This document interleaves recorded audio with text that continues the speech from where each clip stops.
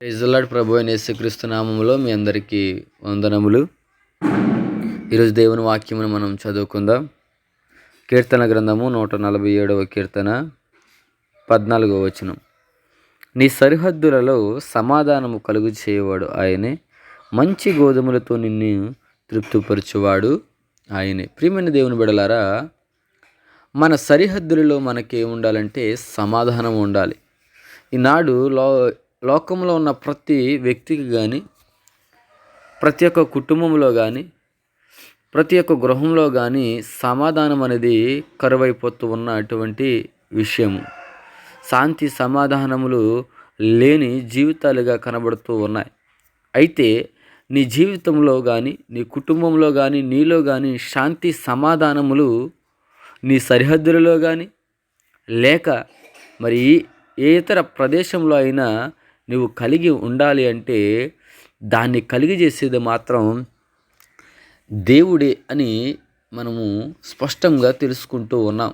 కనుక ప్రియమైన దేవుని బిడలారా, శాంతి కొరకు, సమాధానం కొరకు రకరకాల ప్రయత్నాలు చేస్తూ ఉంటాం, రకరకాల చోట్లకి వెళుతూ ఉంటాం. కానీ నీ మోకాళ్ళ మీద దేవుని సన్నిధికి మాత్రము రాలేనటువంటి పరిస్థితి. ఈరోజు దేవుడు అంటూ ఉన్నాడు, అమ్మ నీకు శాంతి కలగాలా, సమాధానము కావాలా, అయితే నా సన్నిధికి రా. ఆయన సన్నిధి అంటే నువ్వు ఏ ప్రాంగణంలో, ఏ ప్రదేశంలో మోకరించి ప్రార్థన చేస్తావో అదే ఆయన సన్నిధి వ్యక్తిగతంగా. అంత మాత్రమే కాదు, ప్రతి ఆదివారము దేవుని సన్నిధికి వెళ్ళి సంఘంగా కూడి ప్రార్థించినప్పుడు నీ కుటుంబంలో కూడా సమాధానంతో నింపబడుతూ ఉంటుందని చెప్పేసి మీకు తెలియచేస్తూ ఉన్నాను. ప్రియమైన దేవుని బిడలారా, మనము సమాధానంతో నిండి ఉండాలంటే ఆయన ఇస్తేనే సమాధానం కలుగుతుంది. లేని పక్షంలో సమాధానం అనేది మన దగ్గరికి రాదు.